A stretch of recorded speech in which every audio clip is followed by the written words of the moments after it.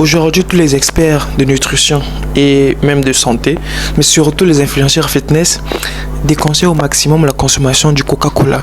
Mais en général, ils donnent peut-être un seul exemple. On ne sait pas réellement pourquoi ils nous déconseillent cela.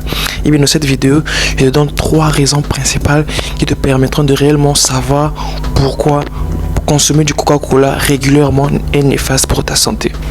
Salut, moi c'est Exaucé, bienvenue sur ma chaîne YouTube où nous parlons d'industrie agroalimentaire, donc des produits transformés de la nutrition. Mais on fait aussi des vlogs voyages pour te motiver, t'encourager également à profiter de ta vie, parce que moi je connais l'importance de voyager, c'est très important dans la vie de se défouler un peu. C'est pourquoi je fais des vlogs pour vous encourager, mais on parle également de sport et même de cuisine pour vous encourager à rester en bonne santé et manger sainement. Comme je viens de le dire dans l'intro, eh bien, les influenceurs fitness et même les experts de santé ou les experts de nutrition nous déconseillent au maximum les produits gazeux, principalement le Coca-Cola. Eh bien, on se demande pourquoi réellement en fait. Pourquoi réellement on le déconseille. C'est pas bien juste de suivre la masse, mais de comprendre réellement pourquoi ce n'est pas bien, c'est néfaste pour notre santé, et ça nous permettrait également d'en parler aux autres et de sensibiliser les autres. Eh bien, je pense que la première raison, elle est évidente quand même, tout le monde la connaît certainement. C'est à cause de la quantité de sucre contenue dans le Coca-Cola ou bien dans les produits gazeux en général. J'ai une bouteille de 300 ml ici, 300 ml de Coca-Cola, mais je vois que quand j'essaie de voir la composition de la boisson, au niveau des ingrédients, on voit clairement du sucre. Il y a énormément de sucre en fait. Déjà, il faut savoir que le sucre fait partie des glucides en réalité. Il y a les glucides complexes et les glucides simples. Les glucides complexes, ce sont, on va dire, des bons glucides quand même. Ce sont ceux-là qui n'ont pas de pouvoir sucrant. Ils n'ont pas la saveur sucrée. Un peu comme, on va dire, l'amidon par exemple, qui se trouve dans de la pomme de terre ou bien dans la plupart des céréales. Voyez-vous, ce sont des glucides à privilégier. Mais par contre, les sucres simples, ce sont des sucres là, les sucres ajoutés, les additifs ajoutés qui nous font du mal, qui font du mal à notre santé. En vrai, quand on prend du Coca-Cola, ça nous fait du bien. La saveur, le sucre et tout. L'être humain, je veux dire, le corps aime ça. Mais en réalité, ça nous fait du mal à long ou à court terme en réalité. Et donc, ces sucres simples, ce sont ces sucres, après avoir consommé cela, et bien l'organisme a du mal à le digérer. Sucre ajouté, eh bien, ils ont cette faculté-là à passer directement dans le sang sans être régulés par un quelconque organe. Et c'est même ça qui favorise la montée ou bien l'augmentation de la glycémie et qui va provoquer plus tard le diabète, pour le pire, le diabète de type 2. C'est pourquoi il est déconseillé principalement, parce qu'à force de consommer cela, eh bien l'organisme ne peut pas vraiment le réguler, l'organisme ne peut pas le contrôler, l'organisme est faible face à ce genre de sucre en réalité. Alors il est préférable de privilégier les glucides complexes car ils sont longs à digérer et l'organisme prend le temps de le digérer et ensuite de le renvoyer vers le sang. Par contre, les glucides simples, donc le sucre contenu ici, il passe directement dans le sang.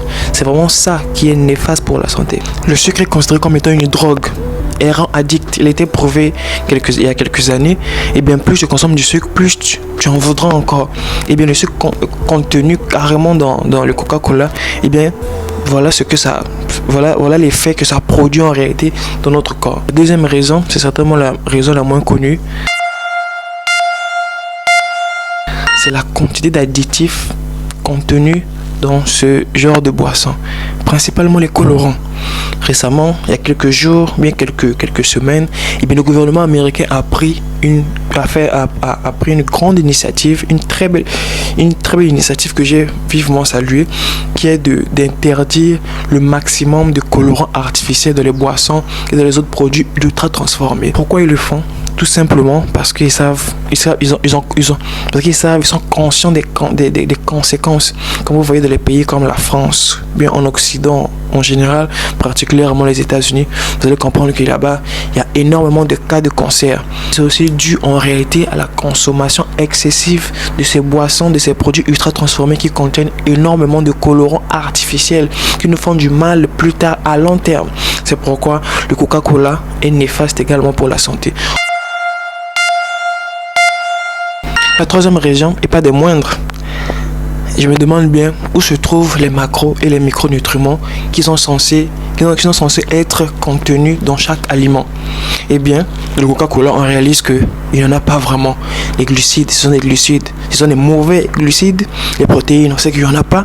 Les protéines, carrément dans la composition ou bien dans la barre nutritionnelle, eh bien, on marque protéines, 0. Micronutriments, eh bien, il n'y en a pas pratiquement.